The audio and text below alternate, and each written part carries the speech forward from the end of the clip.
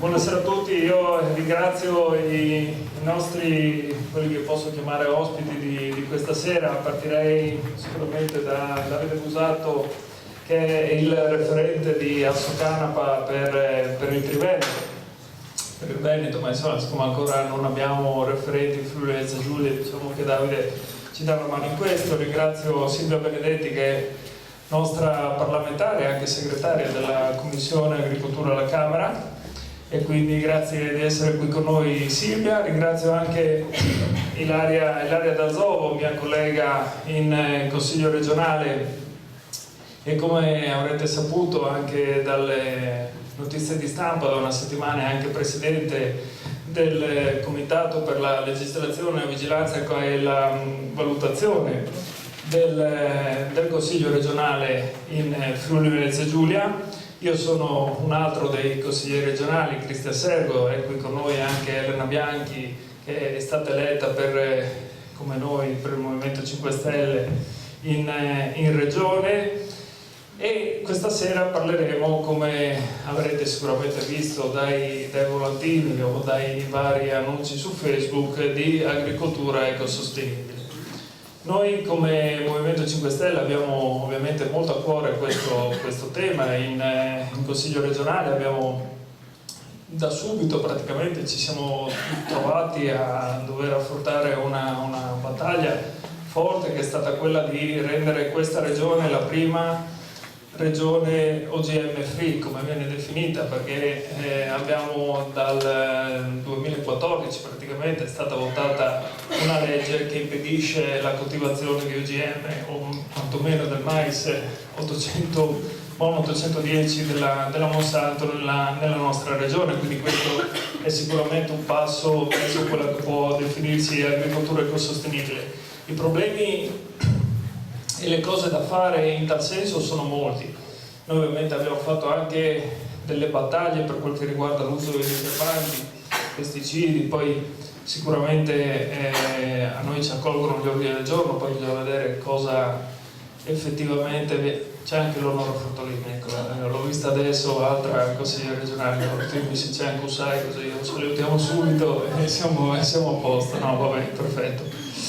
E quindi abbiamo fatto anche questo tipo di battaglie, e come detto gli ordini del giorno ce li accolgono, ovviamente non sempre, quando vogliono, ma insomma poi bisogna vedere effettivamente cosa si fa dopo essersi presi determinati impegni. Silvia lo sa benissimo, perché anche alla Camera succede praticamente la stessa cosa.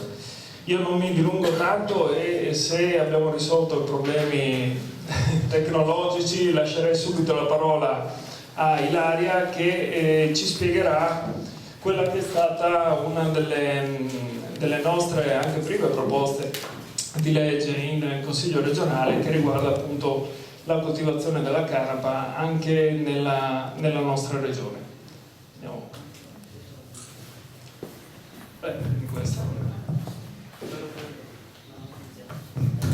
I problemi tecnologici continuano. Vai. Ecco, abbiamo risolto. Buonasera a tutti e grazie per aver accolto il nostro invito in così tanti. Io vi parlerò un po' di quella che è stata la storia della canapa in questi anni, negli anni passati e nel mondo di oggi.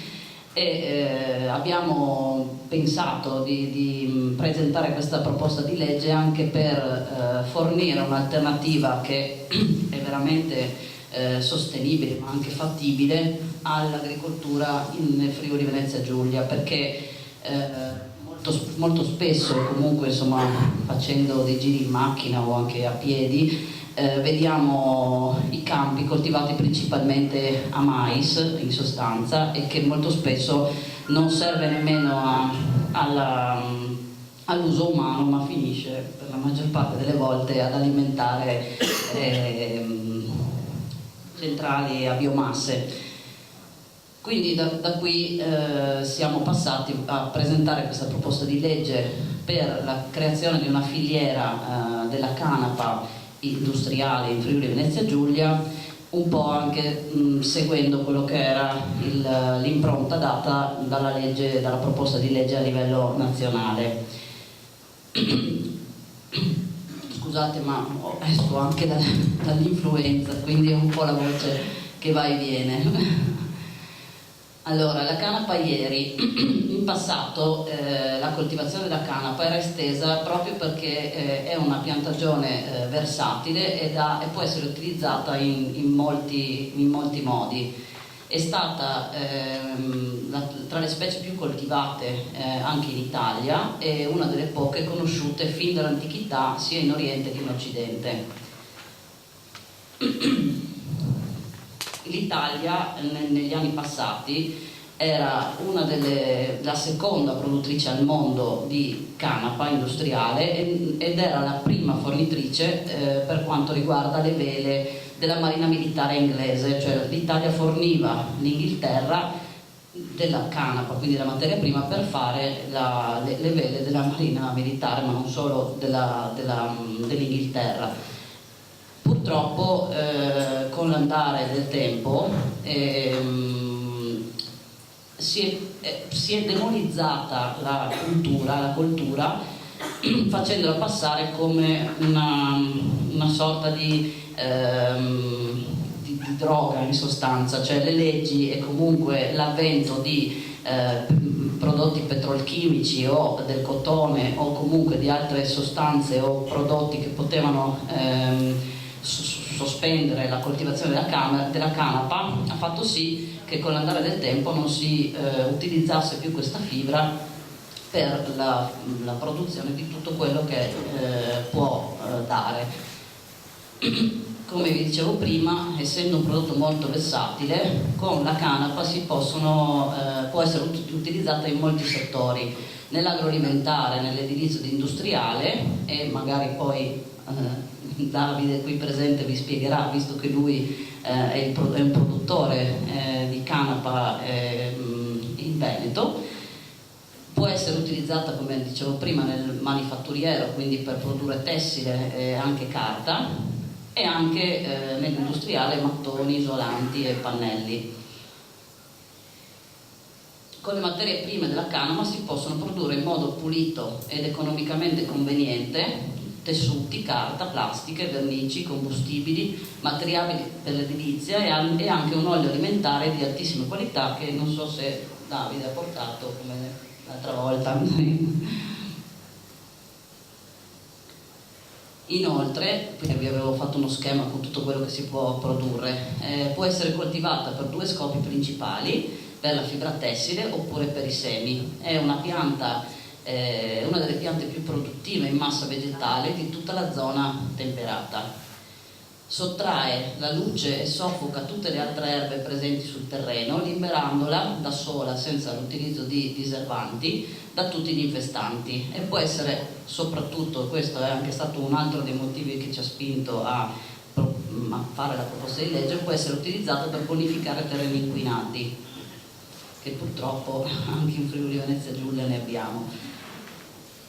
Può essere lavorata in impianti che sostituiscono le lunghe e faticose lavorazioni manuali di un tempo. La sua coltivazione richiede, come detto prima, pochi pesticidi e fertilizzanti, mentre ad esempio il cotone necessita invece di pesticidi e anche in maniera massiccia. La fibra della canapa è molto più robusta e dura più a lungo.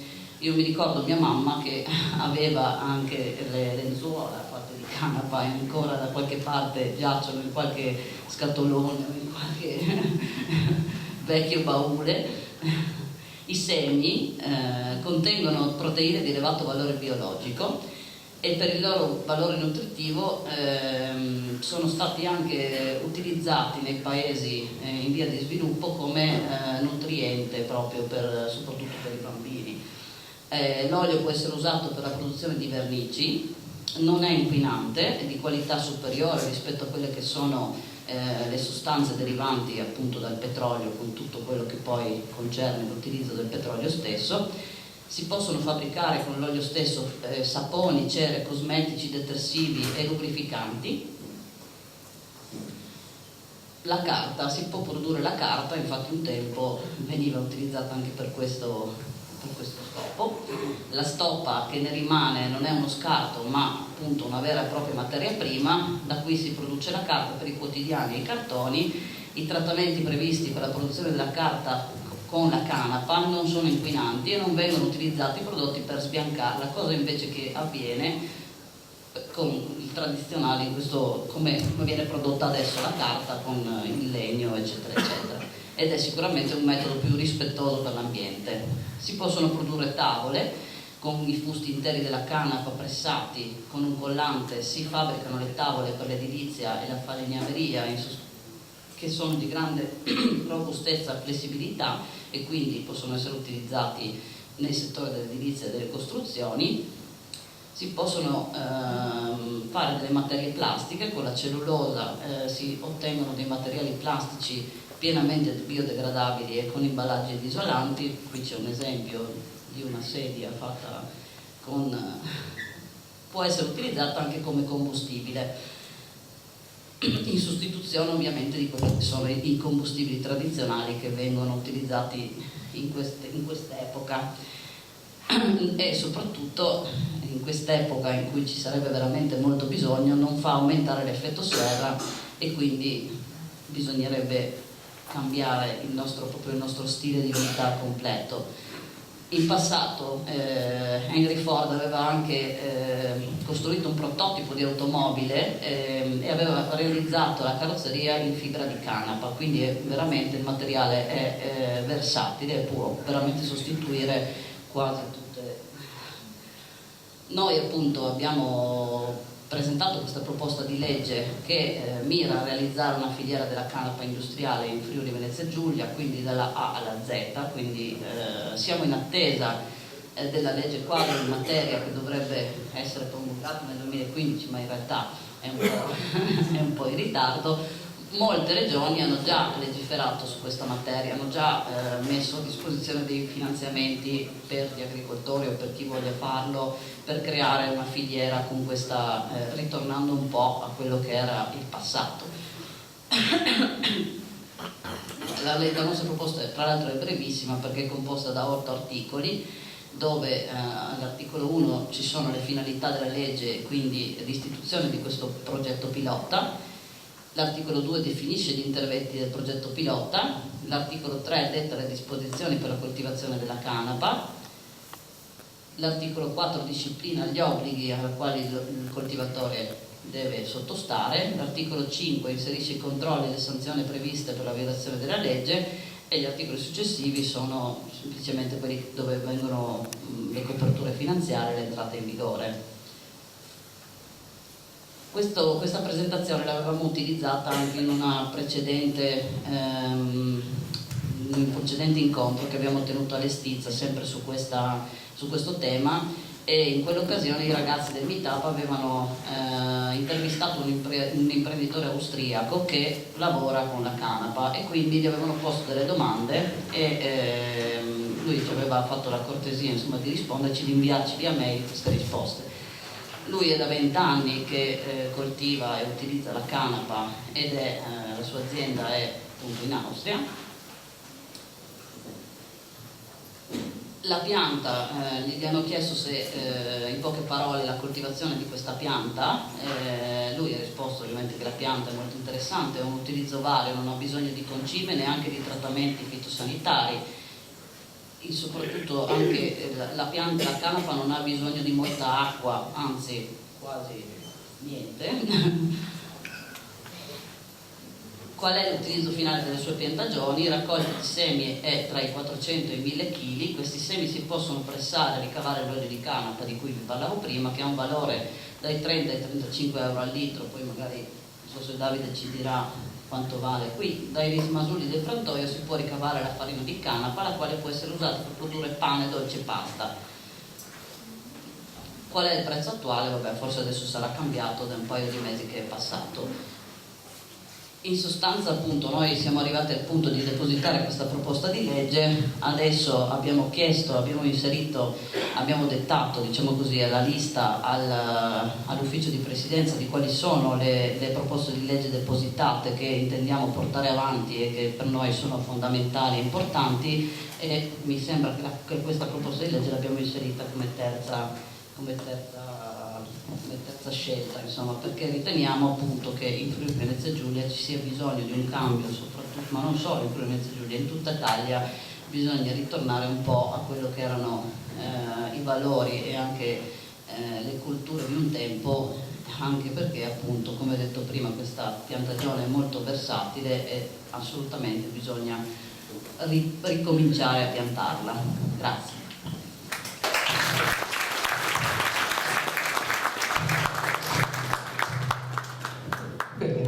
Noi ringraziamo Ilaria per questa esposizione. Come detto, è stato anche tirato in ballo già più volte Davide di Assocanapa, a cui lascerei la parola proprio per spiegarci un po' quello che è diciamo il vostro punto di vista su questa filiera, anche che appunto si potrebbe realizzare, e qual è la situazione attuale in Italia e eventualmente cosa si potrebbe fare anche per migliorare questo settore. Allora, comincio ringraziando per l'invito e per dare la possibilità di avere serate come questa, informative, dove c'è la necessità proprio di rispolverare un po' quello che è stato uno dei cavalli di battaglia nostri di tanti anni fa.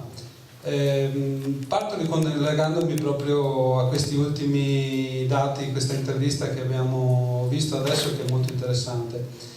Concordo con i numeri che sono stati scritti, mi pongo però una domanda che è quella che mi pongo tutti i giorni, e cioè: bastano però all'agricoltura questi numeri per poter dire sì, la canapa è interessante dal punto di vista della coltivazione?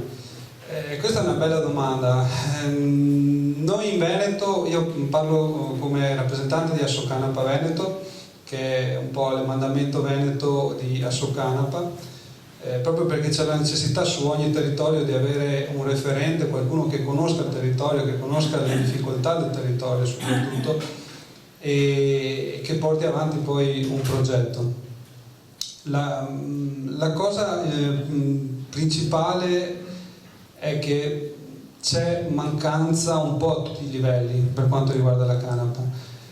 Qui non parliamo solo di investimenti, parliamo anche di imprenditorialità che non c'è, che ha bisogno di essere stimolata a vari livelli. Indubbiamente noi in Veneto, posso dire che io sono 4 anni che mi occupo di canapa, e in questi 4 anni abbiamo fatto diversi progressi. Quest'anno siamo stati in 2 gruppi maggiormente impegnati in Veneto, il nostro come Assocanapa è un'altra azienda. Abbiamo superato i 200 ettari di coltivazioni, e questo è un dato molto importante, ma soprattutto, e questo mi rende abbastanza orgoglioso, quest'anno non è rimasto per terra nemmeno 1 chilo di canapa, e questo è importante perché le difficoltà maggiori per quanto riguarda questa coltivazione sono legate proprio al raccolto. Un po' la nostra esperienza, un po' la voglia di provarci, un po' anche la testardaggine di alcuni agricoltori ci ha portato a degli ottimi risultati. Poi, per carità, la stagione non è stata eccelsa, perché abbiamo visto la calura estiva purtroppo ha influito anche sulla canapa. Benché la canapa sia una pianta rustica, una pianta che non ha bisogno di grossi trattamenti, di grosse cure, è una pianta che ha bisogno nel momento del raccolto. Nel momento del raccolto ci deve essere intanto professionalità, che è la prima cosa che serve, e poi servono soprattutto le possibilità di conferire i prodotti. Conferire i prodotti in centri attrezzati a riceverli. Faccio l'esempio di un essiccatoio: la canapa va essiccata, però non può essere essiccata in un essiccatoio da mais. Il mais viene essiccato normalmente all'ordine del giorno, però fondamentalmente da noi per la canapa non va bene, quindi bisogna strutturare un attimo, secondo il prodotto, a quello che è la necessità. Il prodotto canapa piace al mercato, devo dire la verità, è un prodotto su cui hanno puntato gli occhi molti, per cui le produzioni anche nei prossimi anni, benché siano sempre in costante aumento le quantità di terreni coltivate, saranno, io penso, tutte assimilate, perché vedo un grosso movimento anche a livello europeo. Siamo spesso in contatto con i nostri partner, soprattutto francesi, ma anche con i tedeschi, con la Slovenia si sta muovendo molto bene, e vediamo che effettivamente c'è sempre più la necessità di coltivazioni. Dobbiamo veramente, a livello di associazione, ma anche ad altri livelli, nonché a livello politico, a livello magari di consorzi, così, aiutare a produrre canapa in modo che tutta la filiera stia in piedi. Parlo in primis da agricoltore. Io mi occupo, come ho detto, di canapa da 4 anni e faccio agricoltura biologica dall'86. Ovviamente ha cominciato la mia famiglia, io ho cominciato un po' dopo. E siamo partiti proprio con l'idea di trovare qualcosa che ci aiuti intanto per quanto riguarda l'ecosostenibilità, ma proprio che aiuti a segnare un po' il passo, cambiare un po' le logiche non solo di mercato ma anche logiche economiche, perché effettivamente la canapa può essere una cultura che ci rende liberi, intanto come abbiamo visto dagli anticritogamici, e questo è molto importante, ma anche da tutta quella chimica che molte volte è abbastanza, a mio avviso, superflua. Si interviene sempre per sfamare questa terra che ormai sta diventando quasi deserto, e quando ci sarebbe la possibilità invece di, con colture alternative, rompendo un po' questo connubio perfetto di soia e mais, di trovare delle alternative che sono veramente interessanti. Anche perché la pianta, come dicevo, è una pianta rustica, una pianta che dà molto, a parte che io ne sono innamorato perché è una pianta che quando la vedi nel terreno proprio è esplosiva, una pianta che in 20 giorni, se trova le condizioni perfette, può crescere anche dai 15 ai 25 cm, per cui è veramente una bella cosa. Le coltivazioni, come appunto riportato su quell'intervista, in Italia possono essere favorevoli proprio perché si possono fare 2 raccolti. È chiaro che il primo raccolto è quello più semplice da fare, il secondo raccolto è un po' più complesso e ci vogliono le condizioni ottimali. Noi siamo contenti di quello che stiamo facendo perché alla fine, grazie anche al nostro lavoro, siamo riusciti a superare circa i 3.500 ettari coltivati in Italia, e a livello di associazione, per noi, pensando che 4 anni fa non superavamo i 200 ettari, è veramente una cosa importante.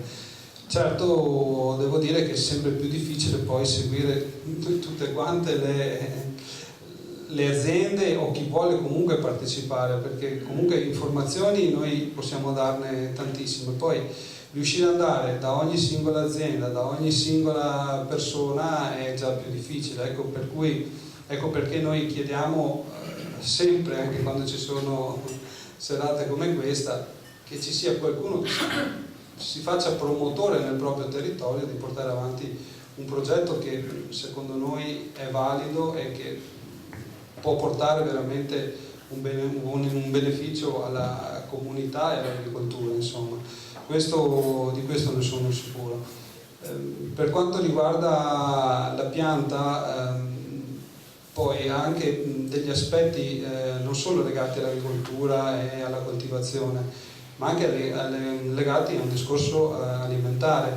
La canapa dal punto di vista dell'alimentare, poi se qualcuno non conosce i vari prodotti, ho portato un esempio di produzioni che facciamo noi, proprio per rendersi conto che la canapa non è soltanto una pianta, non è soltanto una tovaglia, non è soltanto una corda, non è soltanto carta, è molto di più. Ci siamo veramente accorti che c'è molto di più.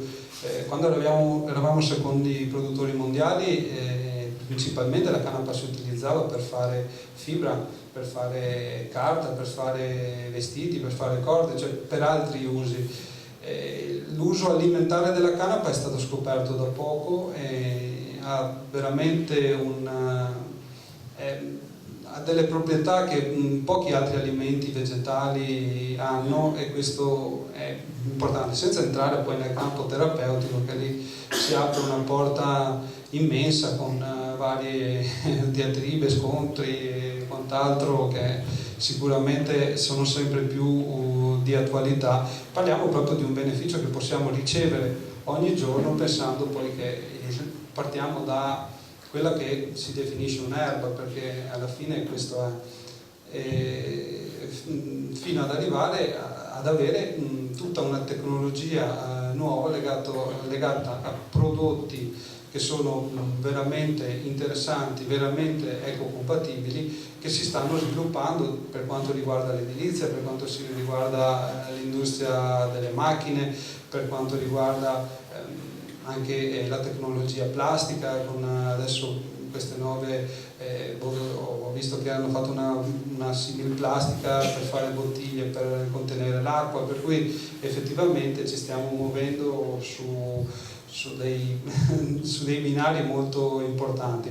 Certo, per portare avanti tutto ciò c'è veramente la necessità di collaborare tutti quanti nella stessa direzione, ecco.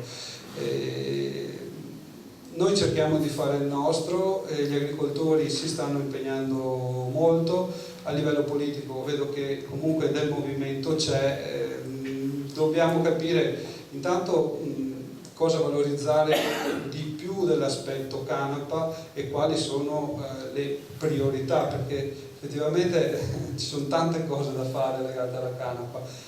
Dobbiamo veramente focalizzare con il dialogo continuo, capire, cioè per me è importante andare a trovare un agricoltore che mi dice guarda che quest'anno è andata così, è andata colà, sto avendo queste difficoltà, perché poi si migliora, specie so che qua nelle vostre zone forse la nostra associazione non ha una bellissima reputazione, devo essere onesto che sono venuto a scoprire questo. Ovviamente io non conosco le realtà di ogni di singola regione, di ogni singolo paese, però voglio anche dimostrare che siamo qui per poter dire ci siamo, vediamo cosa non ha funzionato e cerchiamo di proporre anche, perché poi è facile anche puntare il dito a volte, ma è bene anche proporre qualcosa di nuovo.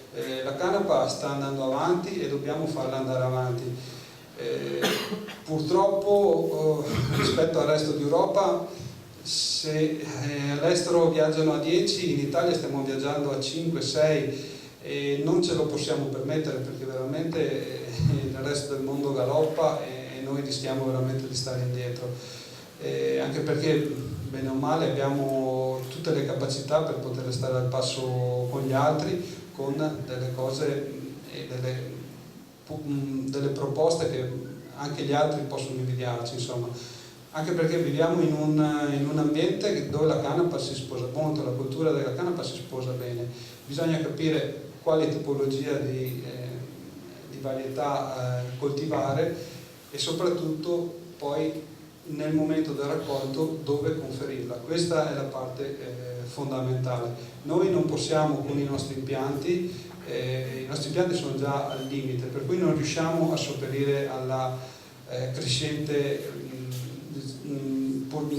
possibilità di avere prodotto.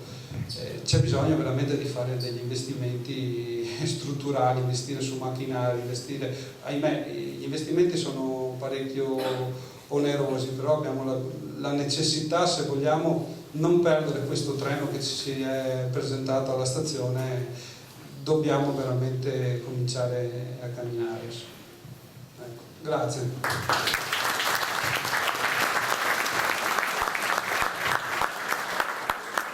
Perfetto, grazie Davide, grazie per gli spunti che ci hai dato. Io prima ho salutato i nostri ovviamente colleghi colleghi, Ilaria, abbiamo anche Marco Zullo, il nostro eurodeputato qui, ovviamente ci sono anche molti consiglieri comunali, questo perché Davide prima diceva su questo tema c'è del movimento, diciamo che intanto il movimento c'è. E il movimento c'è, ce lo dimostra ovviamente anche sicuramente adesso la nostra Silvia che poco prima di arrivare a Udine è iscritto in attesa che venga discussa la proposta targata Movimento 5 Stelle in Senato, parliamo di, e quindi sicuramente so che ci parlerai adesso anche di questo. Grazie. Grazie, buonasera a tutti quanti. In effetti la proposta di legge al momento è al Senato. Allora, è stata una proposta di legge che abbiamo presentato a luglio 2013. È stato un iter un po' lungo effettivamente, nel senso che poi siamo riusciti a licenziarla in Commissione Agricoltura proprio a luglio 2015. E adesso appunto stiamo aspettando che il Senato ne discuta. È stata una delle prime proposte di legge che abbiamo presentato. Mi sentite perché ogni tanto salta un po'? Magari...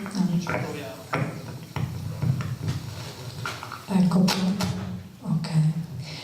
È stata una delle prime proposte di legge che abbiamo presentato come Commissione Agricoltura, perché abbiamo fatto una discussione in materia, cioè come già diceva anche Ilaria, avete, secondo me anche alcuni di voi hanno ricordi reali di questa cultura, penso. È una cultura che ha caratterizzato l'Italia un bel po' di anni fa ed era una cultura che ci veniva bene, era una buona qualità quella che produceva l'Italia come qualità di canapa. Per cui la riflessione che abbiamo fatto come Commissione Agricoltura è stata: ma perché non riapriamo le porte alla coltivazione della canapa? Perché vietarci di qualcosa che ci viene bene? Non so se qualcuno di voi lo dice mai, è una frase che io ho sentito parecchio: l'Italia dovrebbe vivere di agricoltura e di turismo. Vedo teste che annuiscono e in effetti è una frase che si dice molto spesso. Ed è così, cioè secondo noi uno dei punti è anche riuscire a trovare quelle che sono le nostre vocazioni, a riprenderle, a reincentivarle. Il caso della canapa è questo. Quindi abbiamo depositato questa proposta di legge, abbiamo fatto tutto l'iter in commissione ascoltando le associazioni, che in questo caso sono state pionieristiche, perché magari laddove manca una legge a livello nazionale tutt'oggi, però ci sono associazioni che lavorano per questo già da anni, oppure regioni che già si sono mosse in tal senso. Quindi mancava un po' a livello nazionale la possibilità di coltivare canapa in tutta tranquillità, perché diciamocelo, c'è anche un po', se vogliamo, di ostruzionismo a questa cultura, perché si confondono i piani della canapa a uso industriale, e attenzione alla proposta di legge che vado a presentare tra poco, e la produzione di canapa invece per uso farmaceutico, che ha un altro iter. E tra le altre cose anche questa è in discussione alla Camera. Allora, andiamo a vedere un attimo, questo è un file che riguarda come è uscita la proposta di legge dopo il lavoro congiunto tra tutte le forze politiche. L'ha presentata il Movimento 5 Stelle, ma il lavoro è congiunto. Quindi chiaramente quello che vogliamo fare, le finalità, è riportare in auge una cultura che, come avete già sentito, ha un sacco di usi e molti vantaggi. Tra l'altro ha anche il vantaggio in qualche modo di rigenerare il suolo, quindi va bene anche come coltura da rotazione, per dare la possibilità al suolo di riprendersi un po' dallo sfruttamento delle altre colture. Se riusciamo a scendere un pochino. Allora, eccolo qui, questi sono i fini che abbiamo inserito in questa proposta di legge. Come vedete sono tantissimi. I semilavorati, la coltivazione e trasformazione, ok? E tra l'altro anche lo sviluppo di filiere territoriali, è importante anche questo, creare un'economia che ricade sul territorio, e la produzione di alimenti, di cosmetici, opere di bioingegneria, bonifica dei terreni, sono cose che aveva già detto anche Ilaria. Ma un esempio che ha molto colpito dell'uso della canapa è stato il fatto che Anche nel restauro di palazzi veneziani è stata utilizzata, perché nel caso di un palazzo, dell'interno di un palazzo veneziano c'era un affresco, appiaravano i sali che chiaramente derivano dal fatto che la laguna di Venezia, dove i palazzi si trovano, ovviamente fa degli esudati, produce degli esudati. Per salvare l'affresco hanno staccato la pittura, hanno intonacato con canapa e calce e poi hanno riapposto l'affresco, il quale è ancora lì ed è una sorta di esempio di multifunzionalità di questa materia, insomma. L'articolo 2, se andiamo un po' avanti, ecco, qui c'è quello che si può ottenere dalla canapa e come vedete, questo volevo farvi notare, se scendi un pochino, queste sono le parti stralciate. Scendi un altro po', grazie. Allora, è stato tolto la questione delle infiorescenze fresche ed essiccate per scopo floreale ed erboristico, perché, come vi dicevo prima, essendo un lavoro anche di tutte le forze politiche, c'è un po' anche una forma ostruzionistica sull'uso che si può fare di della canapa, e le infiorescenze vanno comunque a finire sotto la normativa che riguarda la produzione di farmaci, quindi è stata tolta dalla proposta di legge che abbiamo discusso appunto alla Camera.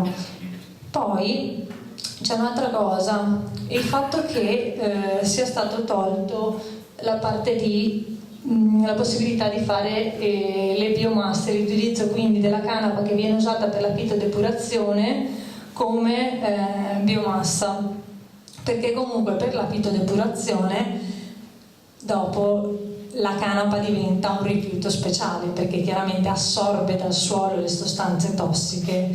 Se si usa per fare biomasse ritorna in qualche modo in circolo, quindi non aveva senso questa proposta appunto che era stata fatta da altri colleghi. Poi andiamo all'articolo 3, che secondo me è molto importante, il fatto che il coltivatore abbia come obbligo la conservazione dei cartellini della semente acquistata per un periodo non inferiore ai 12 mesi e bisogna anche conservare le fatture di acquisto della semente. Questo è sempre per evitare che poi l'agricoltore debba rispondere della coltura. Allora, siccome le sementi certificate certificano che ci sia un contenuto di THC, che è il principio attivo della canapa, comunque presente nella canapa industriale, chiaramente con percentuali bassime, però chi certifica? Il produttore di sementi certifica che queste sementi non hanno un contenuto di THC che va fuori quello consentito, e l'agricoltore a quel punto è sicuro, nel senso, male che vada, se per caso anche dovesse essere da campionamento, da controllo della forza dell'ordine, che il THC sia superiore, perché comunque dipende dall'esposizione della pianta, dell'esposizione solare, eccetera, questo tiene al riparo l'agricoltore da ogni problema, perché lui ha acquistato sementi certificati per un livello di THC, quindi di principio attivo basso e consentito. A quel punto eventuali fattori ambientali che vanno a cambiare il risultato finale della coltura dell'agricoltore non sono a carico suo, come è giusto che sia. E infatti più avanti c'è sull'articolo 4, mi pare, vediamo se scendo un attimo.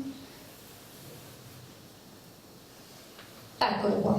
Allora, al comma 5 dell'articolo 4, qualora all'esito del controllo il contenuto di THC della coltivazione risulti superiore allo 0,2% e entro il limite dello 0,6%, nessuna responsabilità viene posta a carico dell'agricoltore che ha rispettato la prescrizione di cui alla presente legge. Quindi il massimo che un agricoltore eventualmente rischia è il fatto che il raccolto venga sequestrato, ma a livello penale non rischia niente, che spesso è una delle motivazioni per cui magari qualcuno si tira indietro dall'intraprendere la coltura della canapa. Poi se andiamo avanti, come vedete una cosa, siamo riusciti a alzare la percentuale di THC consentita. siamo riusciti ad alzarla dallo 0,2 allo 0,6, che comunque è più alta rispetto a quello che è previsto da normativa europea. Quindi sono un altro. Poi c'è l'articolo 5. Ovviamente il THC va valutato anche negli alimenti e nei cosmetici, e questo però è un lavoro che dovrà fare ad hoc il Ministero della Salute, e peraltro le direzioni ci sono già, nel senso che l'Istituto Superiore di Sanità ha stabilito i limiti consentiti, i limiti massimi consentiti di THC negli alimenti già nel 2008, e sempre per una questione anche lì purtroppo di mentalità non si è mai proceduto appunto a rendere questo lavoro dell'Istituto Superiore della Sanità una legge, perché a quel punto chi produce canapa per gli alimenti e per i cosmetici ha la possibilità di produrre in tranquillità. In questo momento c'è una vacatio legis, si chiama, quindi la mancanza di una legge su questa materia. E l'agricoltore magari dice: che faccio, la produco per gli alimenti, poi magari li mette in difficoltà, però queste cose esistono dal 2008, quindi non è che bisogna farle di nuovo adesso, che non sono mai esistite. Quindi ci stiamo muovendo in tal senso presso il Ministero della Salute. Gli incentivi, ecco, qui andiamo su un altro punto. Chiaramente come Stato è difficile riuscire a stanziare di più, quindi noi siamo riusciti a pensare a uno stanziamento di 700.000 euro, quello che siamo riusciti a ottenere con il nostro lavoro. È chiaro che in realtà queste misure trovano più riscontro nelle forme di finanziamento che possono gestire le regioni. Quindi, come dicevo prima, ad esempio la canapa può rientrare nelle colture di rotazione, quindi nel premio previsto dalla PAC per le colture di rotazione. Può essere anche una coltura proteolaginosa, quindi incentivi per la coltura proteolaginosa. Poi può essere, ci sono varie misure rispetto al quale la canapa può rientrare. È chiaro che è più facile accedere a finanziamenti di questo tipo che non prevederne uno centrale. Questo, diciamo, è un po' simbolico. Poi sta alle regioni, e qui entra l'importanza di chi poi lavora in regione, incentivare quanto più possibile gli agricoltori locali ad andare verso questa coltura. Poi ecco qui, riproduzione della semente. Quindi la riproduzione della semente viene consentita per un anno, quindi può riprodurre per un anno la semente acquistata e certificata l'anno precedente, quindi utilizzandola per la realizzazione di piccole produzioni a carattere dimostrativo, sperimentale o culturale. Anche qui il Ministero ci ha fatto capire che ci vuole comunque, esigono comunque un controllo, sempre per un discorso di percentuali di THC. Poi chiaramente riteniamo molto importante anche la questione della formazione, divulgazione e innovazione. Questa è una reinnovazione secondo me in realtà, perché andiamo a recuperare un know-how che già era precedente, quindi è una reinnovazione, recuperiamo quello che già ci apparteneva, e abbiamo ritenuto importante anche un aspetto culturale, perché è anche un legame con il territorio, con cose che ci appartengono, con la storia. L'articolo 9, per chi avesse seguito la discussione di questa proposta di legge, è stato stralciato in toto. C'è stato un refuso in commissione, e avevano inserito la canapa in tabella 1 del DPR Iervolino Vassalli, quindi veniva assimilata agli stupefacenti. Per fortuna chiaramente abbiamo fatto riconoscere questo errore, e tante associazioni che lavorano nell'ambito della canapa ci avevano i capelli dritti, giustamente, però abbiamo fatto riconoscere l'errore, e a quel punto l'articolo 9 è stato stralciato in toto. Quindi ripeto, questa è una proposta di legge per la canapa ad uso industriale, quindi non c'entra assolutamente nulla né con la farmaceutica né con gli stupefacenti. E poi ovviamente c'è il riconoscimento di un sistema di qualità alimentare per i prodotti derivati dalla canapa, nonché la clausola di invarianza finanziaria, quindi il fatto che voi sapete le risorse, o meglio magari le risorse ci sarebbero anche, ma diciamo che ci sono idee diverse su come eventualmente impiegarle, e quindi il governo ha ritenuto importante inserire l'articolo 10 bis. Ecco, io vi ho fatto un po' una disamina, magari dando per scontato che conosciate più o meno la questione. Se ci sono dei dubbi, se non mi sono spiegata bene, sono qui, fatemi pure delle domande. Ecco. Grazie.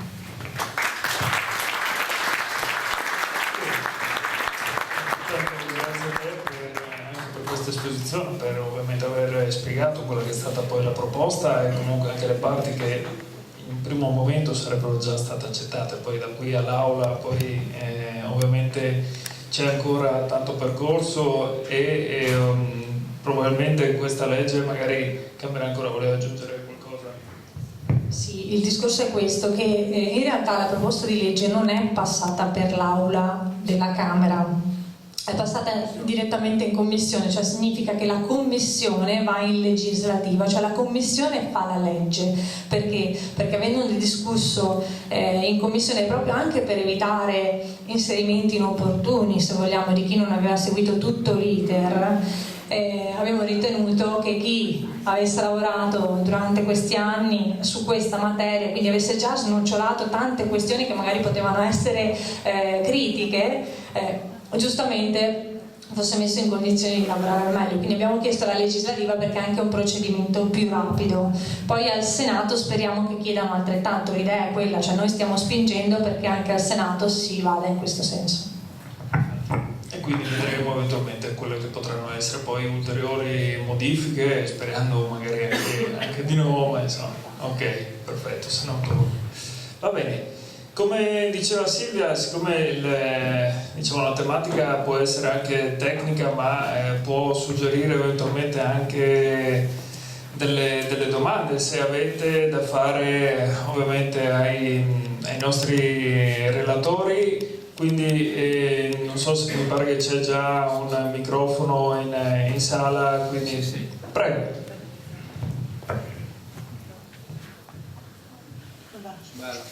Si sente, dai. Io vorrei sapere la raccolta come viene fatta al momento?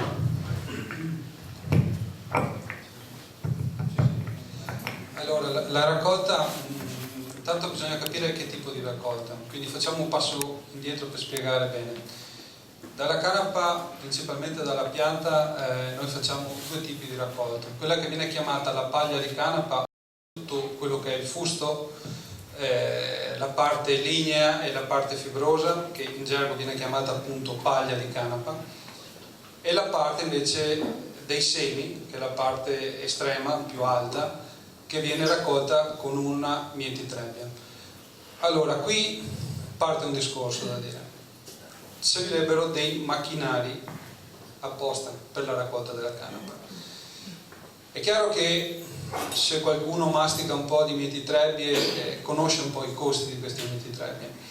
Se cominciamo a parlare di 400-500 mila euro, è chiaro che fare investimenti di questo genere anche per un terzista diventa molto impegnativo, con poi superfici a disposizione che sono basse, perché la mietitrebbia per ripagarsi di un acquisto di 500.000 euro ha bisogno di 1 migliaio di euro, di 1 migliaio di ettari perlomeno per lavorare, e non è fattibile. Allora cosa abbiamo fatto noi? Abbiamo cercato di utilizzare quello che abbiamo, che sono le classiche mietitrebbie che si utilizzano per il grano o per la soia nelle nostre zone. Non sono mietitrebbie adatte, però vengono adattate. Poi l'esperienza anche dei terzisti, che cresce a mano, le fa modificare di anno in anno.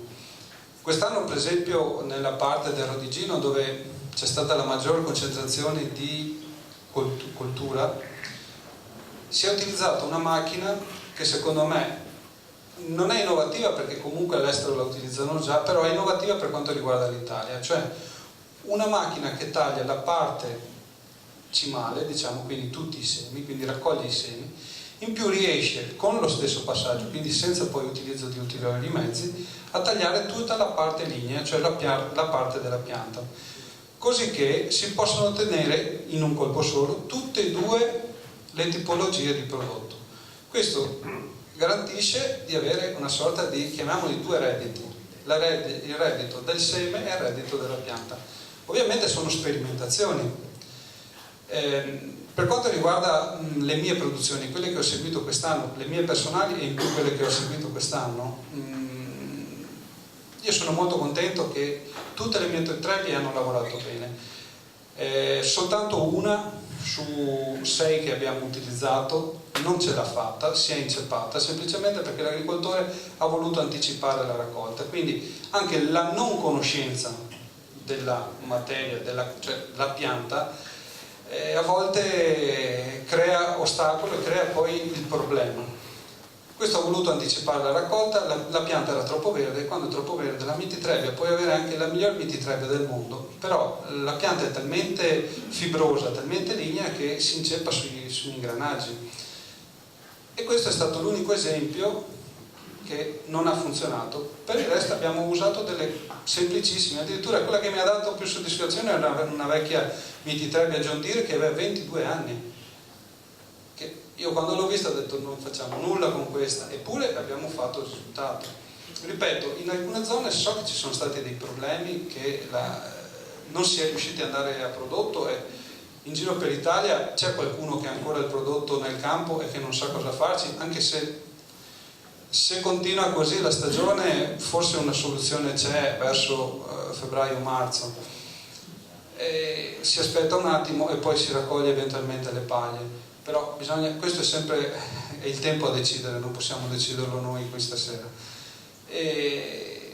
Per quanto riguarda poi il raccolto, l'importante è raccoglierlo nel momento giusto. Non importa se per terra si trova qualche seme, la pianta non matura tutta in modo omogeneo, per cui se su 100 semi ne perdiamo 10 o 15 non è un male, stiamo aspettando che gli altri 85 maturino.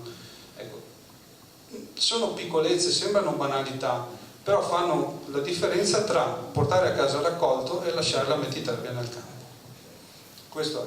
Per quanto riguarda le paglie invece si taglia normalmente con una bara falciante, si lascia macerare in campo e non, se avete voglia poi abbiamo un libro su come venivano fatti i raccolti tanti anni fa che dimostra che prima la canapa veniva macerata nei maceratoi, quindi veniva messa in acqua, lasciata per un tot, poi raccolta, tutto a mano ovviamente, adesso viene lasciata in campo e poi rotto in ballata, fatto delle rotoballe che vanno conferite all'impianto di trasformazione, che ahimè non c'è. Attualmente c'è solo quello di Torino per il nord Italia e di Taranto per il sud. Stiamo aspettando, a Padova c'è un nuovo impianto che deve sorgere, che è stato adesso spostato un po' più verso Rovigo, però è lì vicino. Però io lo conteggio nel momento in cui si schiaccia il bottone e funziona. Allora quando un agricoltore viene da me a chiedere dove posso conferire quelle paglie, se c'è l'impianto che funziona gli dico guarda, parliamo con loro e vediamo se loro ce lo ritirano, ma fino a quel momento dico purtroppo le paglie non possiamo conferirle, quindi dobbiamo concentrarci sulla produzione di seme. L'ideale è proprio ottenere dallo stesso raccolto sia il seme che la paglia, quello è il modo migliore. Ci vuole del tempo, ci vuole pazienza, ci vogliono investimenti e anche un po' di buona sorte, perché quest'anno e anche l'anno scorso, perché luglio è fatto troppo bagnato, quest'anno luglio è stato troppo secco, troppo caldo e i risultati finali non sono stati eccelsi, quindi anche gli agricoltori si trovano con dei risultati in mano che a volte le spese sono state purtroppo superiori a quello che è stato il raccolto. È anche vero che io ho visto produzioni dove, allora, noi come indicazioni per quanto riguarda il seme diamo 8 quintali per ettaro come risultato. Io ho visto coltivazioni da 14, 15, 16 quintali per ettaro. Ecco che in quel caso lì diventa veramente competitivo coltivare canapa, specie ai prezzi di mercato in Italia. Prezzi di mercato in Italia del seme, e questo devo dire grazie proprio alla Socanapa, perché è lei che ha fatto il prezzo in Italia, è il più alto d'Europa. In Francia il seme lo vendono a 70-80 euro a quintale, noi lo paghiamo ai nostri agricoltori 150 euro, proprio per sostenere una filiera che riteniamo importante. Questa è la questione.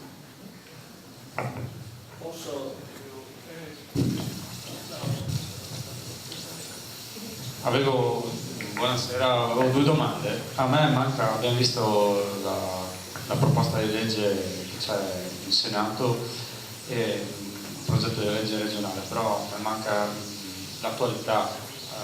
Mi pare capire che c'è un deficit legislativo, ma volevo sapere appunto cosa comporta questo. E poi un'altra domanda è, mi è parso di capire che a livello europeo la canapa viene già coltivata con successo. Volevo chiedere se il programma di sviluppo rurale prevedeva finanziamenti, se erano previsti finanziamenti ad hoc per questa filiera.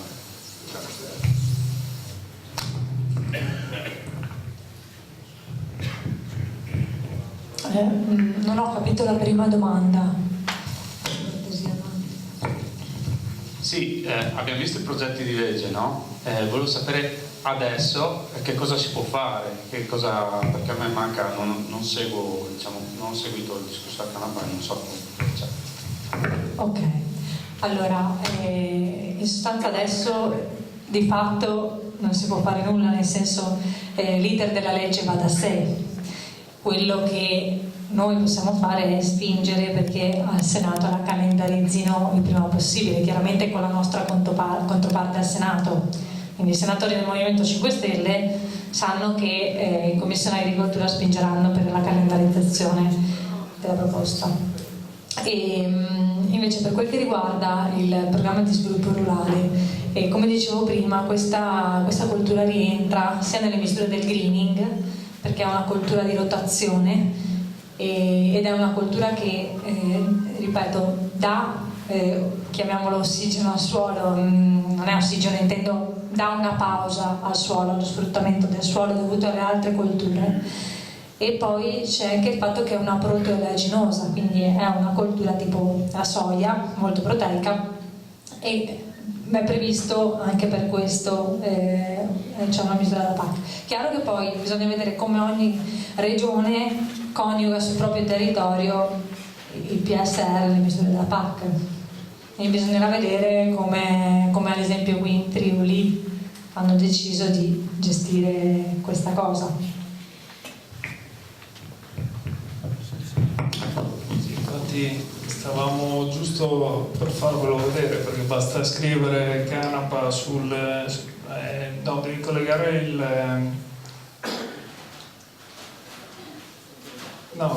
video. Non va. Ah, ok. Vabbè, se vuoi leggerlo tu, così vedi.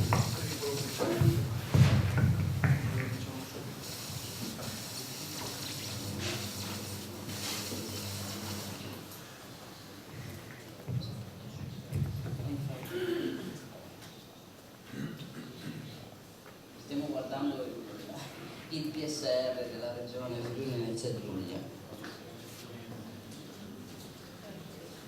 Ok, quindi rientra nei progetti di filiera, quindi è prevista nei progetti di filiera.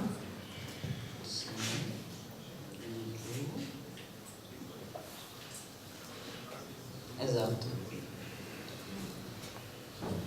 Eccolo qua, quindi dice nei progetti di filiera includono sia il no food, quindi la parte per la produzione di energie rinnovabili, però include canapa, bioplastica, biomateriali e mangimi animali. Quindi ad esempio il Friuli ha ritenuto nel suo PSR di inserire una misura per questa cosa e dentro c'è anche la canapa.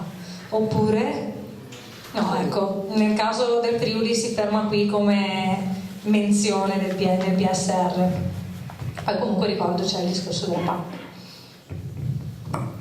Infatti prima, adesso non so se c'era qualcun altro che voleva fare una domanda, ok, e Barbara, c'è anche Marco che voleva aggiungere qualcosa, così magari ci ricolleghiamo al discorso sull'Europa e su come anche viene vista e funziona negli altri europei. Prego. Sì, buonasera. Quando lavoravo all'ERSA, Ente Regionale di Sviluppo Agricolo del Friuli Venezia Giulia, mi sono interessato marginalmente anche di questa interessante cultura. Posso dirvi con assoluta certezza che sia l'ambiente pedologico-climatico, ma anche la professionalità dei nostri imprenditori agricoli, agricoltori, contadini, chiamateli come volete, è ad un alto livello.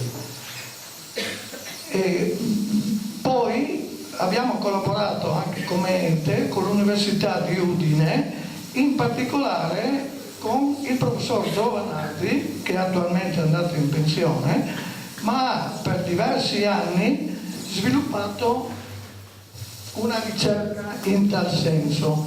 Quindi se vi serve dei dati, studi, eccetera, basta collegarsi con l'Università di Udine e lì avrete una vera e propria miniera. Invece al collega tecnico volevo chiedere se il dato che avevamo quella volta è ancora valido. Quella volta si diceva che per creare un centro raccolta e iniziare delle trasformazioni bisognava che a livello non regionale, ma diciamo di una determinata zona, venissero coltivati almeno 400 ettari. Inoltre una curiosità anche apistica. Logicamente questo è un dettaglio, ma fino a un certo punto. Il fiore della canapa è un fiore estremamente nettarifero, quindi molto appetito dalle api. Grazie per l'attenzione. Allora,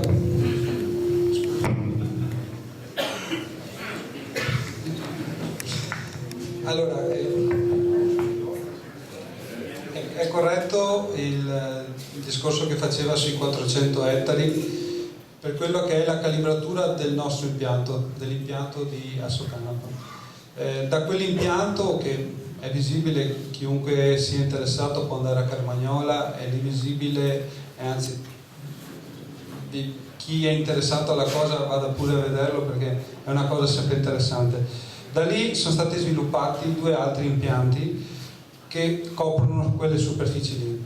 In Veneto l'impianto che è nato è partito con un progetto pilota, cioè un piccolo impianto comprato in Repubblica Ceca che è sufficiente anche per coprire un centinaio di ettari, però si è utilizzato come banco prova per la costruzione di un impianto che coprirà più di 1000 ettari. Ovviamente qui c'è una grossa parte di imprenditorialità, qualcuno che ha visto lungo sulla cosa, che sta avendo 1000 difficoltà. Tra l'altro noi ci siamo schierati dalla loro parte, benché possano sembrare dei nostri concorrenti per quanto riguarda sia la vendita delle sementi, sia per quanto riguarda poi i raccolti e quant'altro. Però in questa fase c'è veramente la necessità di unire le forze. Loro hanno un impianto da 1000 ettari, se pensiamo che noi in 2 gruppi abbastanza grossi sul territorio siamo riusciti ad arrivare a 250 ettari, capite che effettivamente il percorso è ancora abbastanza lungo. Diciamo che già se un impianto di quelli nostri lavora con 200-250 ettari riesce a coprire le spese. È chiaro che si parla dei primi 2-3 anni. Ci sono anche dei business plan in giro che girano proprio a riguardo poi di questi impianti, del soddisfacimento della quota minima. Bisogna tenere presente che fare 250 ettari effettivamente ci vuole un impegno costante di qualcuno che sul territorio lavori e porti avanti un progetto serio. Non metto assolutamente in dubbio, perché l'ho vissuta con mano, la professionalità dei nostri agricoltori e dei nostri terzisti, manca più che altro la conoscenza, ecco, quella è l'unica cosa che manca, e proprio grazie a incontri come questi anche tanta gente viene a trovarmi nella mia sede proprio per cercare informazioni, perché interesse ce n'è, però ci troviamo di fronte a un telo nero, un telo buio che non sappiamo come andare avanti, per cui purtroppo siamo ancora in pochi che portano avanti la cosa. Sicuramente le associazioni di categoria su questo potrebbero dare un forte aiuto e una forte accelerazione proprio per questo, anche se non è facile, perché per esempio quest'anno avremo un problema che ci sarà, è che forse non riusciremo a soddisfare, benché acquistiamo seme dalla Francia, seme da semina intendo, a soddisfare tutta la richiesta di seme, perché la stagione è stata abbastanza magra, in Europa si è prodotta il 40% di canapa in meno proprio a causa della siccità che c'è stata, fortunatamente si erano quasi triplicate le coltivazioni, per cui non si sentirà tanto, però di fronte a una domanda sempre crescente di semenza purtroppo c'è stato un calo netto della produzione, per cui dovremo vedere adesso. Per noi la campagna sementi si apre la settimana prossima, in poche parole, da qui a marzo cosa succederà, se riusciremo a coprire tutta la richiesta, insomma. Grazie. Sì, volevo un attimo aggiungere una cosa alla domanda che mi ha fatto il ragazzo prima. Adesso si può comunque coltivare canapa, nel senso, anche nella proposta di legge che abbiamo portato avanti noi sono incluse le varietà di canapa che già sono consentite dalla normativa europea, quindi manca la normativa italiana, ma la normativa europea c'è e si può coltivare. Il problema è che chiaramente a livello di Stato membro vanno definite alcune cose. Però se si acquistano i semi certificati, se si segue tutto l'iter, non c'è problema.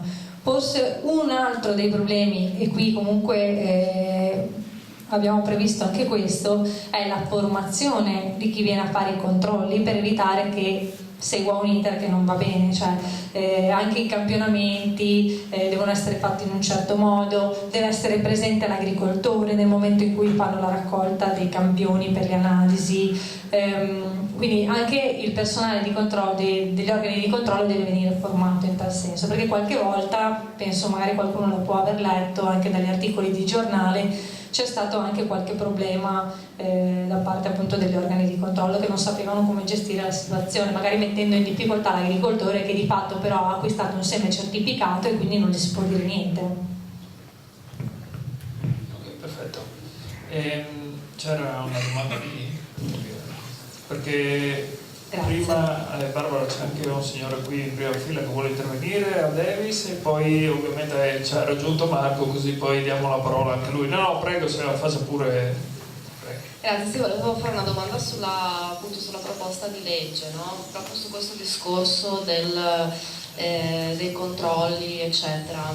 Lei prima ha accennato al fatto che l'agricoltore non è ritenuto responsabile nel momento in cui dimostra di aver acquistato i semi certificati, che alla peggio gli può venire sequestrato il raccolto nel caso in cui le condizioni ambientali determinino una modifica poi nel THC della pianta.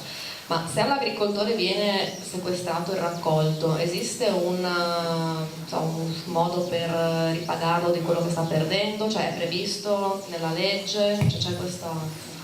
No, semplicemente essendo consentita la coltivazione di canapa con percentuali definite di THC, se si sfora da quelle percentuali è chiaro che non è più consentito, quindi viene distrutto il raccolto, punto. Non viene magari passato a chi lo ha No. Io sì, devo fare una domanda analoga, cioè se si sfora il valore del THC, il coltivatore viene immancabilmente punito, probabilmente deve anche lui sborsare i soldi per incenerire il prodotto e quindi oltre all'inganno la beffa. Non sarebbe più logico in questa legge mettere in condizione l'agricoltore di conferire invece quei semi che sforano all'industria medicinale? il che non comporterebbe esborsi per nessuno, sarebbe tranquillamente un elemento ripagato comunque, anche perché l'agricoltore non può giocare con i semi e con una produzione di cui non è colpevole poi tutto sommato. Ecco, questo era un po' il meccanismo che io la pregherei di inserire nella legge. Ecco. Grazie. Sì, adesso mi pare che uno scuoteva la testa, uno vuole intervenire, vediamo chi facciamo parlare prima, quindi magari andiamo prima dal punto di vista tecnico di quello appunto dell'esperienza, poi vediamo dal punto di vista legislativo. Allora, diciamo che la premessa è che l'ultima, chiamiamola bega dal punto di vista proprio dei controlli, è stata fatta circa 3 anni fa, ormai risale a un caso di un agricoltore in Sicilia che ha avuto questo problema di sforamento. È chiaro che noi era un nostro assistito, l'abbiamo assistito anche dal punto di vista legale, ovviamente ha dovuto pagare di tasca sua e gli avvocati e quant'altro, però da lì siamo partiti con un discorso quantomeno di cambio del modo di fare il controllo. Si è stabilito un sistema più valido di controllo che andava a campione. Ecco che abbiamo risolto tutto. Campione intendo prendere un campione significativo di almeno 50 piante per ettaro, la terza parte praticamente la sommità. Perché? Perché pensiamo a un terreno comunque collinare, no? C'è una parte più esposta al sole, c'è una parte meno esposta, le piante sono piante, cioè ognuna fa quello che vuole, in poche parole. Teniamo conto che in più, da 3 anni a questa parte, la nostra ricerca, la nostra selezione ha portato, e non solo la nostra, ma a livello europeo, ad avere piantagioni sempre con minore percentuale di THC, per cui gli sforamenti saranno sempre più difficili. In più ci stanno studiando anche a livello universitario delle sementi che proprio sono prive di THC, e questo potrebbe essere veramente, è tanto, devo dire la verità, è da un po' di anni che sento questa voce che c'è questa pianta che si chiama Carmaleonte, che non contiene THC, contiene altri cannabinoidi utili poi dal punto di vista terapeutico. Non l'ho ancora vista, cioè so che ci sono piccole coltivazioni, non sono ancora state date su larga scala, non so se mai verranno date su larga scala, perché qui interviene tutto il discorso che faceva prima sul discorso terapeutico, sul discorso farmaceutico, che è un altro mondo rispetto a quello che facciamo noi, anche se stiamo seguendo con attenzione anche quello sviluppo lì, perché cioè, pensiamo passatemi il termine, a un farmaco fatto direttamente da un'azienda agricola, può essere veramente una risorsa importante sia per l'agricoltura che anche poi di chi usufruirà di quel farmaco verde, chiamiamolo così, ecco. Per cui c'è la possibilità di avere coltivazioni sicure. Da me hanno fatto i controlli e ho scoperto, lo sapevo già, però ho toccato con mano il fatto che chi viene a fare i controlli molte volte non conosce la legge. Poi c'è anche un'altra cosa da dire, ci può essere sempre qualcuno che vuole fare l'eroe, che pensa di salvare il mondo impugnandosi, attaccandosi a dei cavigli, a delle cose. Spero che mano a mano progredendo intellettualmente tutti quanti riusciamo a superarle queste cose qua, anche perché fare canapa oggi è abbastanza sicuro, insomma. Se mi è consentito, volevo fare una piccola puntualizzazione su quello 0,2% che è stato proposto a livello europeo e da legge. Lo 0,2% non è un limite in cui la canapa fa bene o fa male, non è che se lo 0,3% è una droga, ok? Non c'è niente di scientifico su quello 0,2%, quello è un limite che hanno imposto i francesi, che dava la possibilità o no di avere la PAC. La PAC è il premio in agricoltura. Siccome loro erano arrivati con la selezione delle piante, a delle sementi che avevano una quantità di THC inferiore a quello 0,2%, ha detto quello è il limite. Quindi per diversi anni solo loro hanno potuto vendere quel seme.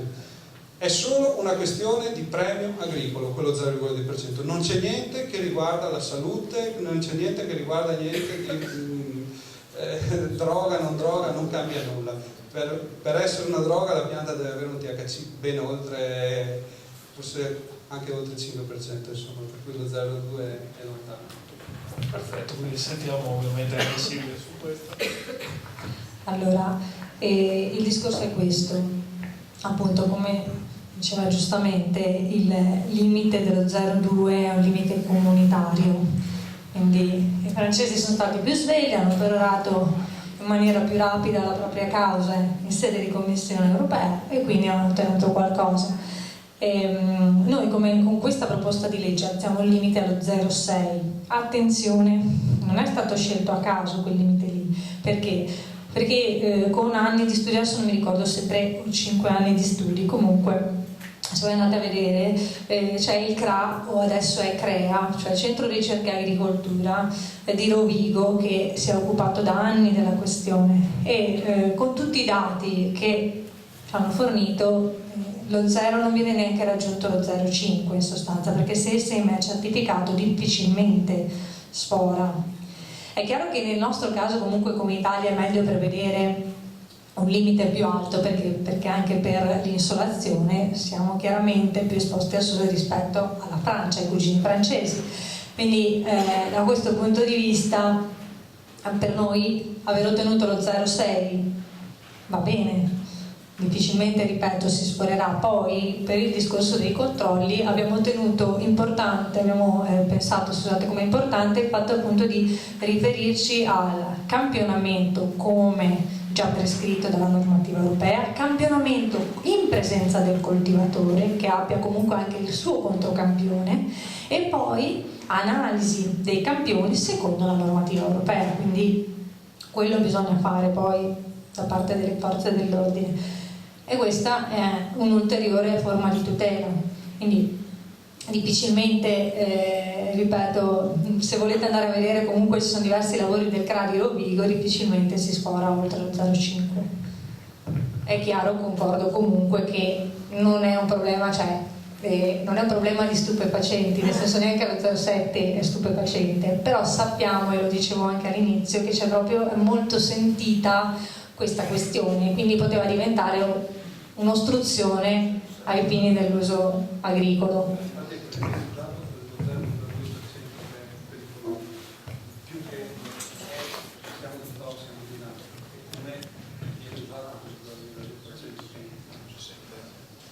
Perfetto, quindi come ho detto ci ha raggiunti anche il nostro eurodeputato del Movimento 5 Stelle Marco Zullo, a cui lascerei la parola viste le sollecitazioni poi sulla tematica europea, oltre ovviamente a queste che ci ha già spiegato anche Silvia.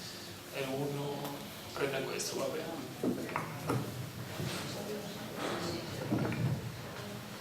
Eccoci qua. No, non dire. In realtà a livello europeo, per rispondere al ragazzo di prima, non è che ci sia da dire tantissimo, perché la coltivazione della campa a livello europeo è prevista e viene tutto di fatto delegato agli Stati membri, quindi a livello nazionale e a livello regionale. Dov'è che c'è l'inghippo?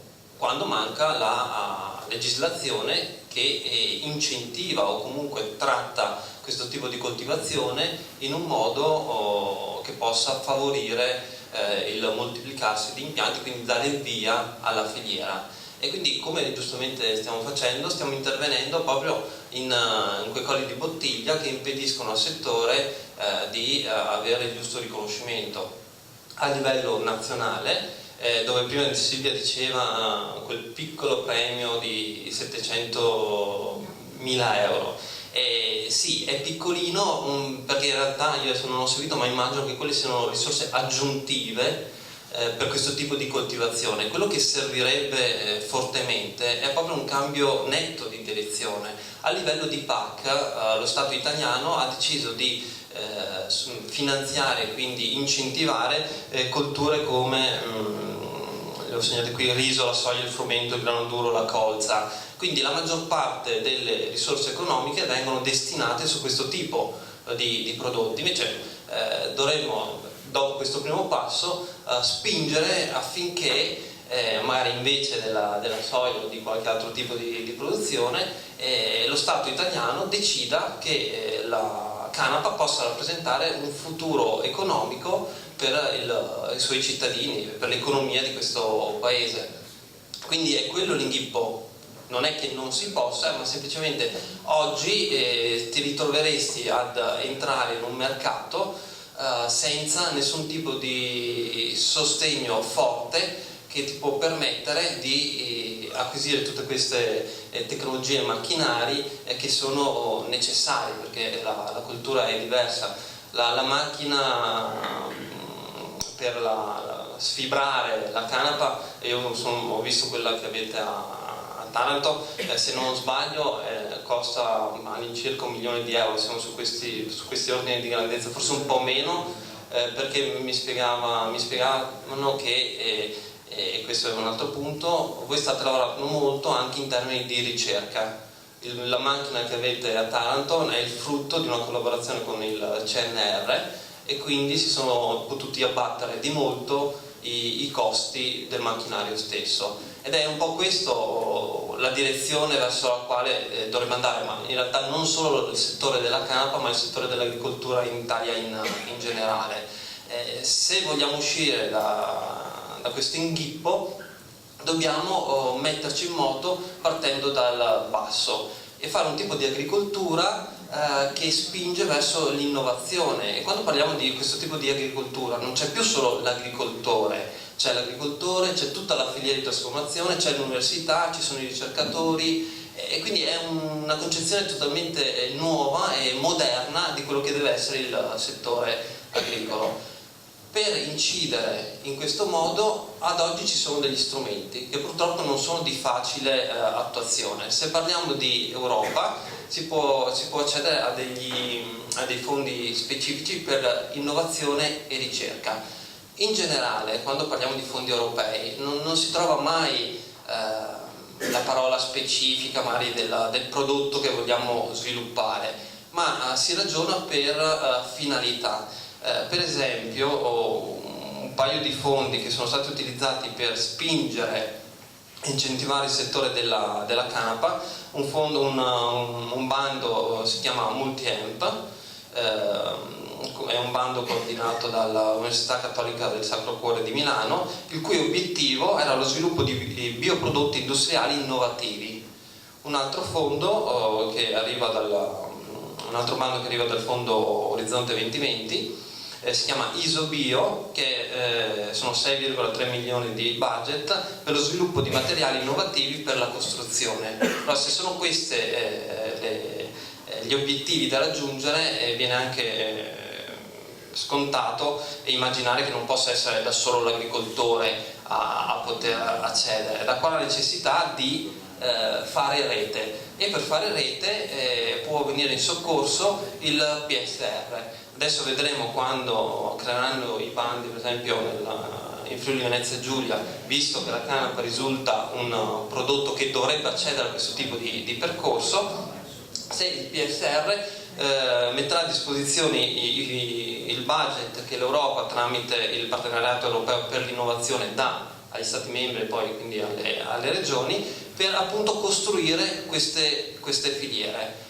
È ovvio che questo tipo di approccio non è semplice, non è immediato, però ad oggi sicuramente è la strada che si deve percorrere. Poi io mi auguro che col tempo e con tutte queste spinte che anche da parte del Movimento 5 Stelle vengono date a tutti i livelli, perché è importantissimo essere presenti a tutti i livelli, poi questo tipo di processo avvenga in modo più semplice e rapido. Oggi si parlava, perché no, di istituire magari a livello regionale dei centri di ricerca condivisi, messi a disposizione magari dell'agricoltore. Quello che oggi fa Assocanapa di propria iniziativa, perché non lo potrebbe fare invece la regione, formando uno sportello informativo in cui fa da connettore tra agricoltori, tra ricercatori, tra università, tra magari anche chi ha la disponibilità economica di investire, quindi fare da connettore per dare il via a queste nuove catene innovative di sviluppo. Alla fine, per concludere, è solo una questione politica. Se andiamo oltre questa limitatezza di visione politica, allora si potrà avere un risultato. Ad oggi si può partire, ci sono le condizioni, ovviamente è più faticoso, ma non è un percorso che non si può intraprendere. Come diceva prima Davide, non bisogna farlo pensando di trovare il paese dei balocchi, c'è tutta una serie di prescrizioni a cui attenersi per vedere il risultato raccolto, e quindi è una strada da prendere in considerazione, soprattutto perché prima l'intervistato Sirico diceva faccio canapa bio. La canapa è bio di suo perché non ha bisogno di altro, quindi siamo già avanti in questo settore. Grazie.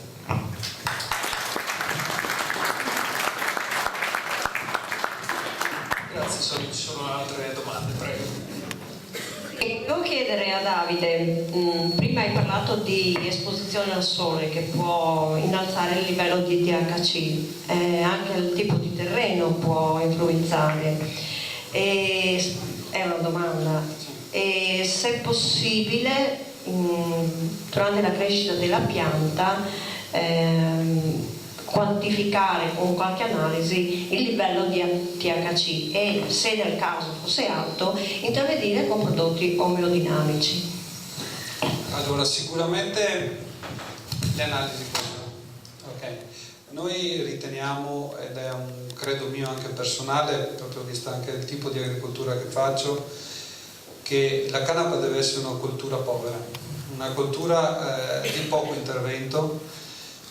Sicuramente il terreno, la temperatura, il sole, ci sono tanti fattori che incidono sulla canapa come su qualsiasi altra pianta. Secondo me fare dei campioni prima di avere il seme in mano è una cosa che non porta a grandi risultati, ossia ci possiamo preservare dal punto di vista legale, perché effettivamente se dovessimo avere un problema possiamo eventualmente intervenire. Nello specifico non conosco questa tipologia di intervento con questi prodotti, però sicuramente qualcosa si può fare. Ciò non viene fatto perché, ripeto, negli ultimi anni abbiamo delle sementi che stanno al di sotto, ma anche perché a livello di controlli si sono un po' calmate le acque, non che non ci siano, sono un po' più mirati dove ci sono zone specifiche. Nel mio territorio, per esempio, io sono stato l'ultimo a essere controllato 3 anni fa, per cui tutti quelli che coltivano nella nostra zona non sono più stati visitati dalle forze dell'ordine. Quando si parla di problematiche legate alla canapa, sono in un determinato periodo, ossia nel momento dell'infiorescenza, perché teniamo presente una cosa: nel seme non c'è THC, il seme è completamente privo di THC, non può sviluppare THC. Perché allora c'è questo problema? Semplicemente perché nel momento del raccolto ci può essere una contaminazione, il discorso che facevo prima. Quando c'è il raccolto, la pianta non è maturata tutta allo stesso modo, quindi possiamo avere la parte sotto che è matura, quindi il seme c'è, ma la parte sopra è ancora floreale, per cui lì può esserci una piccola quantità di THC che va a sporcare, passatemi il termine, il seme. Però il seme, dal punto di vista alimentare, non ha nessuna possibilità di contenere di THC, se non a causa di una contaminazione che avviene. Ecco perché io consiglio anche di aspettare un po' di più, aspettare quei famosi 15 semi per terra, perché solitamente è lì dove si va a fare poi le analisi. Quando io mando dei prodotti alla trasformazione, no? Mando il seme alla trasformazione, noi eseguiamo 5 step di controllo. 2 soli sono votati a vedere se c'è THC, perché ci siamo accorti che 5 controlli sul THC sono superflui. Non c'è, lavorando bene e trovando il sistema di contaminare il meno possibile quel seme, non c'è nessun problema. Le paglie poi non vengono mai controllate, perché alla fine il fusto difficilmente, anche perché la foglia è caduta, quindi la resina che cade dalle infiorescenze che si deposita sulle foglie cade per terra, per cui è tutto abbastanza relativo. Ripeto, fare canapa oggi è abbastanza sicuro, ma resta sempre quella persona che vuole fare il supereroe.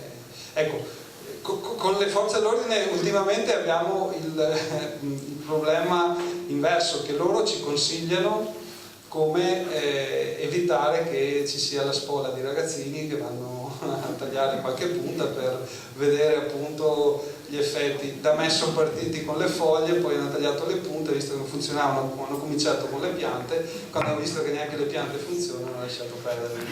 Tanto 50 piante su 2 ettari penso sia una cosa proprio da nulla, ecco. Questo è un po' il concetto. Qualcuno consiglia di mettere dei cartelli, questa è canapa sativa per uso industriale, tutte queste cose qua, però la cosa si smonta da sola, anche perché se uno vuole delinquere, togliere delle cime e poi andarle a vendere in piazza, poi deve avere la faccia di presentarsi in piazza, insomma. Ecco, questo è un po' il concetto. È venuto anche fuori che bisogna recintare i campi, queste cose sono molto vecchie, non esiste. Fare canapa, coltivare canapa oggi è come coltivare mais, punto, è la stessa cosa, è una coltura. Stiamo attenti, consigliamo di andare alle forze dell'ordine a presentare un modulo, dire guarda che in quel terreno lì coltiviamo canapa, quindi se qualcuno ti viene a dire che sto facendo droga per arricchirmi, sai che non è droga, è semplicemente canapa per uso industriale.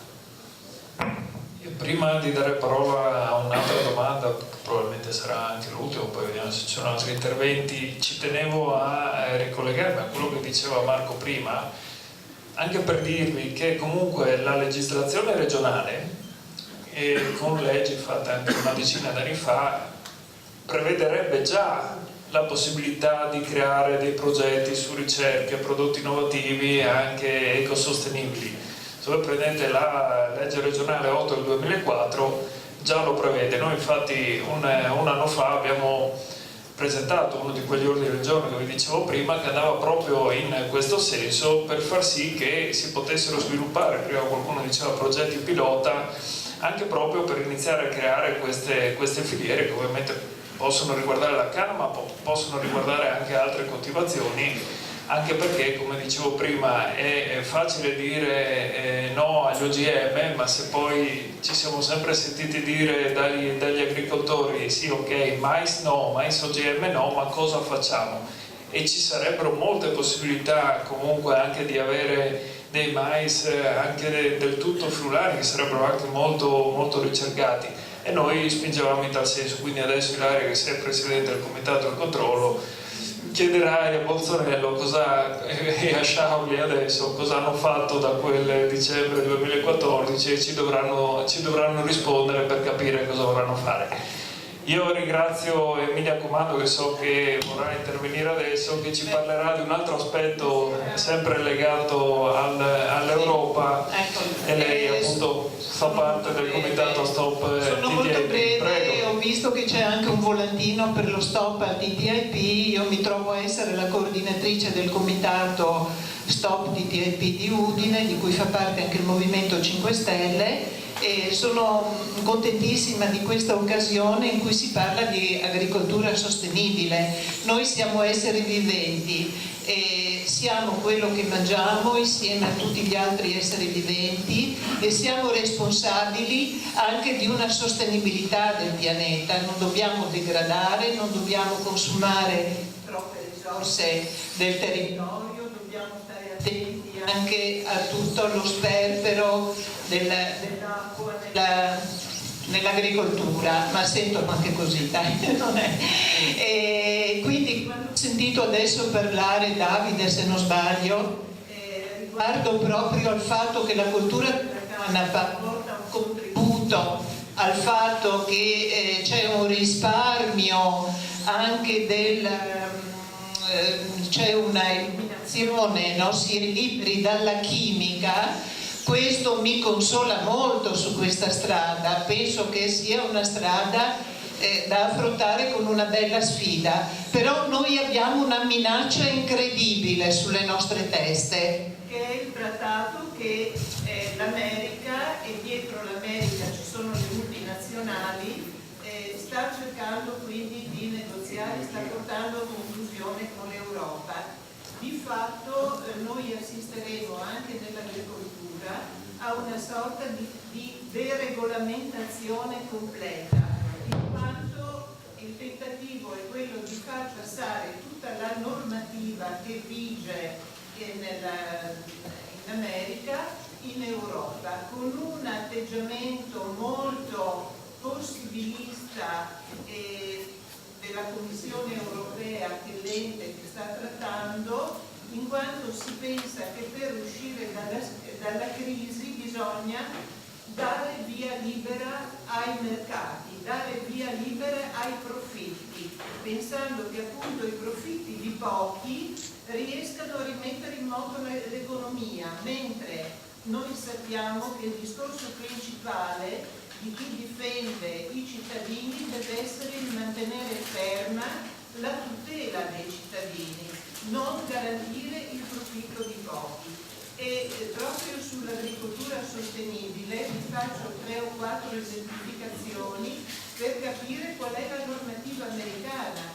Intanto il 70% dei cibi e dei prodotti dell'agroalimentare sono quindi negli Stati Uniti sono per il 70% sono a base di OGM. Noi invece in Europa abbiamo il cosiddetto principio di precauzione, che è un principio per cui tutti i prodotti che devono essere commercializzati sul mercato devono essere sottoposti a un controllo preventivo, mentre questo non esiste in America, perché semmai delle associazioni di consumatori o dei cittadini che fanno delle class action possono poi protestare quando già il prodotto è stato diffuso.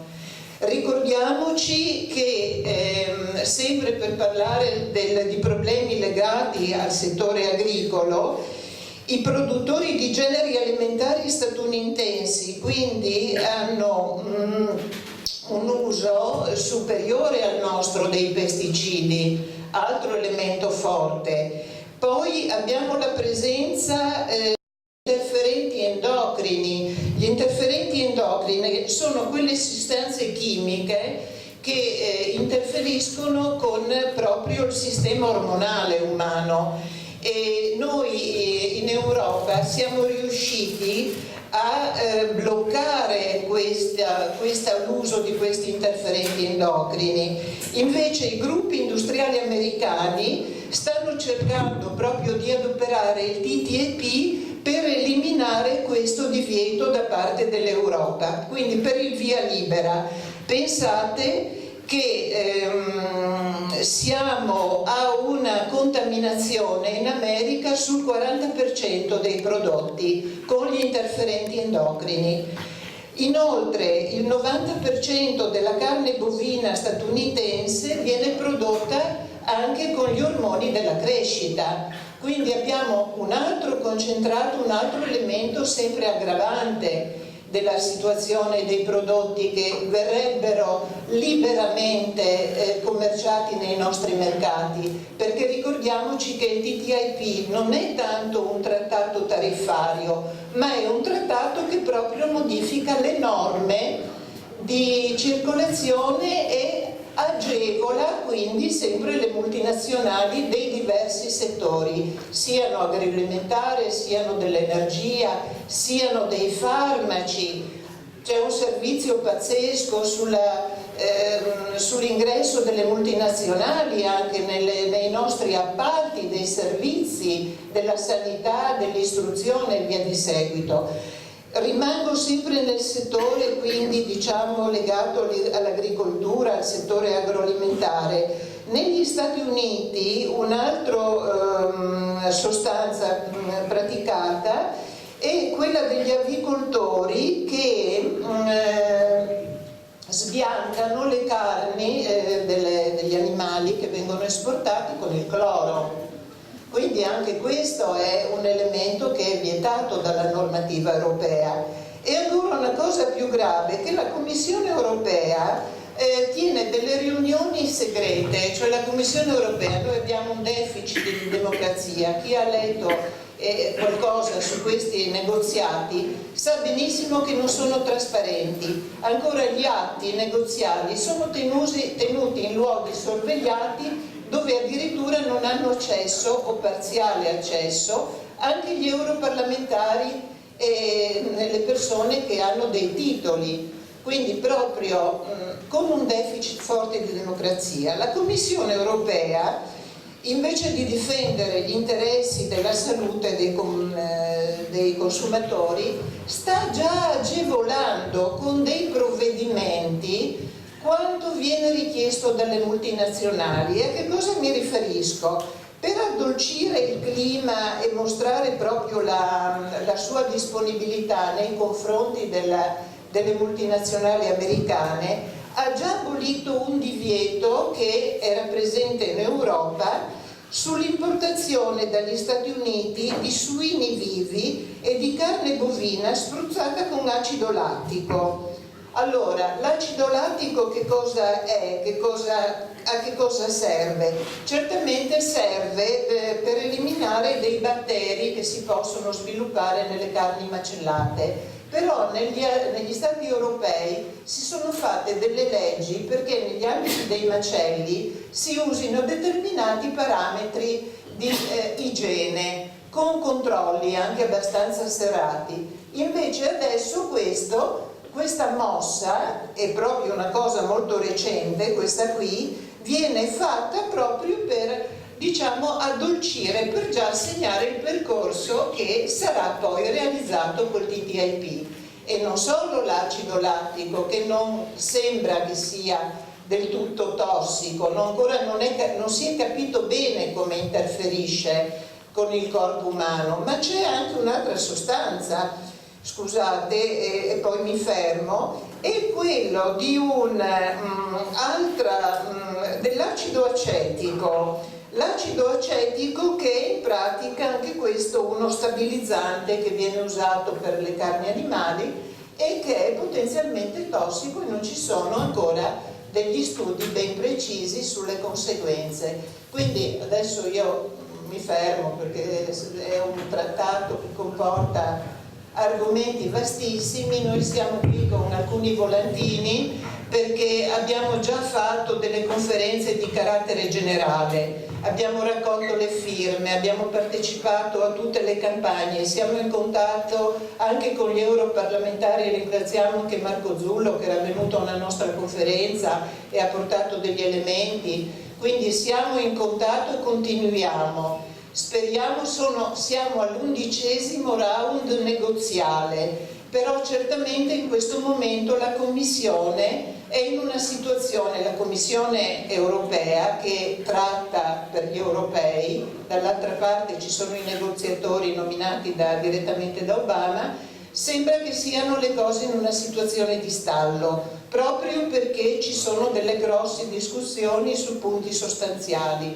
Allora, noi continuiamo, abbiamo istituito il comitato a Udine, siamo circa 35 associazioni e anche partiti di opposizione, chiaro, evidente, e abbiamo circa più di 250 sostenitori. La prossima iniziativa, se può interessare, è il 20 gennaio, mercoledì 20 gennaio, alla sala della CGIL. Qua abbiamo portato dei volantini con il professor Tamino, del biologo dell'Università di Padova, proprio sugli OGM, e spiegherà proprio questa relazione tra OGM e TTIP. e con la giornalista Nicoletta Dentico, che ha lavorato per Medici Senza Frontiere e anche con l'Organizzazione Mondiale della Sanità, perché l'altro grosso attacco è con l'apertura nel trattato prevista negli appalti pubblici alle grandi società multinazionali, per cui addirittura con ricadute gravissime anche per le nostre società che partecipano agli appalti, perché certamente questi mostri hanno delle procedure per cui impongono le loro candidature, diciamo, agli appalti. Per cui la Dentico parla della salute e sanità in relazione sempre al TTIP. Ecco, vi ringrazio dell'attenzione, se volete prendere un volantino.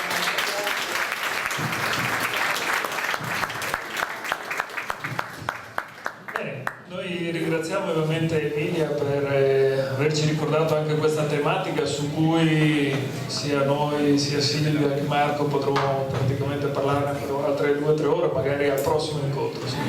Quindi potrai tornare sicuramente da noi. Noi ti ringraziamo per essere stata qui con noi questa sera. Io ringrazio ovviamente anche Davide Budusato e tutta la Socarama per essere stati con noi, ma anche per quello che fate.